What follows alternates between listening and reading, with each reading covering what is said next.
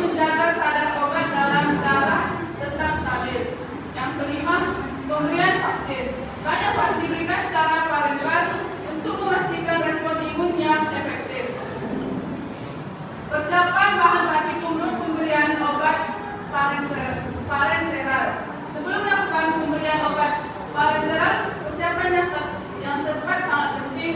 Bahan yang diperlukan meliputi 1 obat. Pastikan obat yang akan diberikan sesuai dengan dosis dan room yang ditentukan. Yang kedua, alat suntik.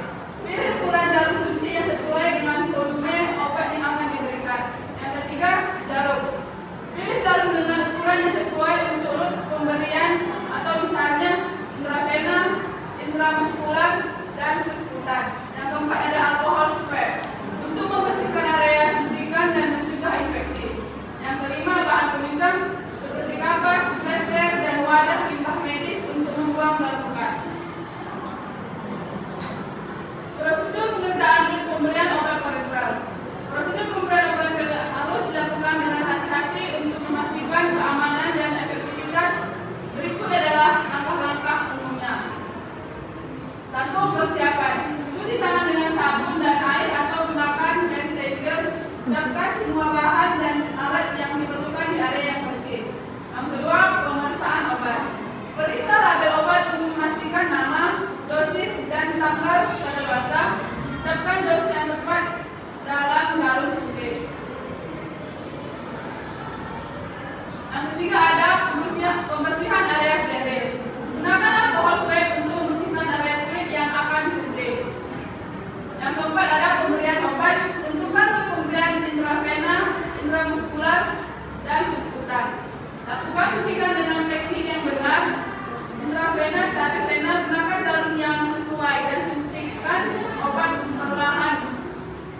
Intramuskular, suntikan obat ke otot dengan sudut 90 derajat. Subkutan, suntikan obat di bawah kulit dengan sudut 45 derajat. Yang kelima ada pasca pemberian. Lepaskan jarum dan tekan area perlahan.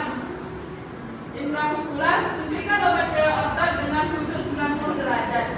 Subkutan, suntikan obat di bawah kulit dengan sudut 45 derajat. Yang kelima ada pasca pemberian.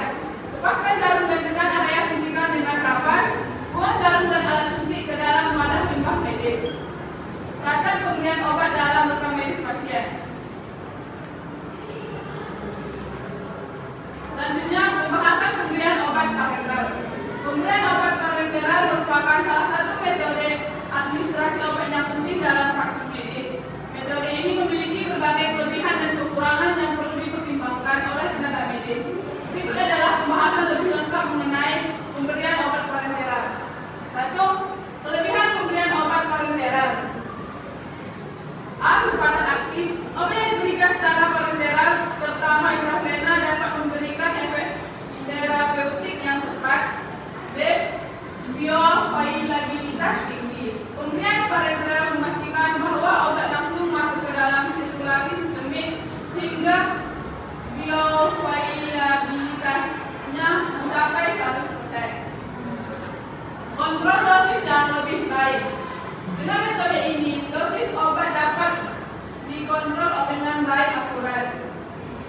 Ini sangat penting untuk obat-obatan yang memiliki jendela terapeutik yang sempit, di mana dosis yang terlalu rendah atau terlalu tinggi dapat berakibat fatal. Yang kedua, kekurangan pemberian obat parenteral. 1. Risiko infeksi. Pemberian obat parenteral terutama melalui injeksi dapat meningkatkan risiko infeksi di lokasi suntikan. Oleh karena itu, teknik aseptik yang ketat harus diterapkan. Yang kedua, rasa nyeri dan ketidaknyamanan.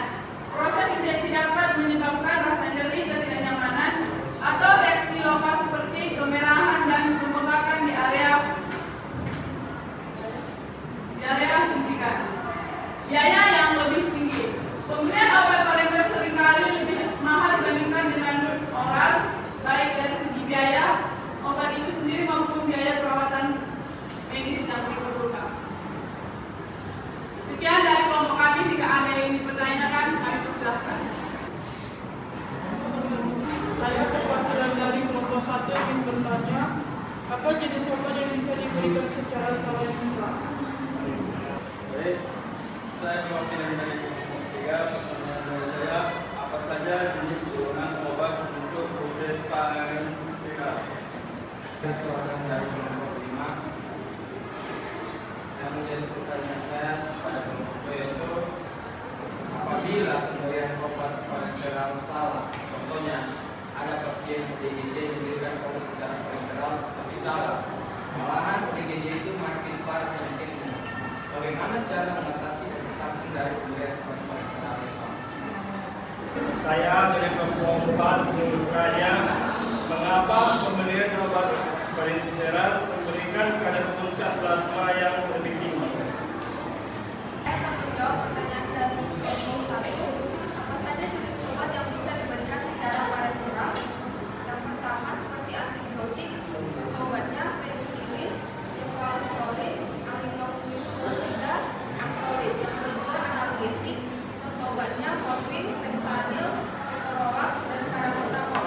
Yang ketiga antiinflamasi seperti corticosteroid dan non-steroid. Yang keempat vitamin dan mineral seperti vitamin K, kalsium, dan fosfat. Saya akan menjawab untuk pertanyaan dari kelompok 3.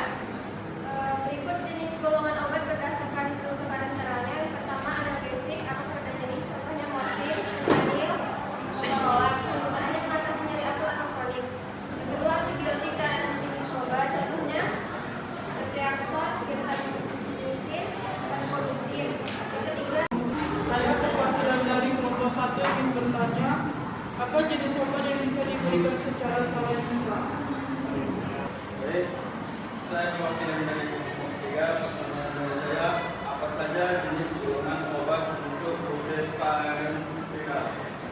Keterangan dari kelompok 5 yang menjadi pertanyaan saya pada kelompok yaitu apabila pemberian obat parenteral salah, contohnya ada pasien ODGJ diberikan obat secara parenteral tapi salah, malahan ODGJ itu makin parah penyakitnya.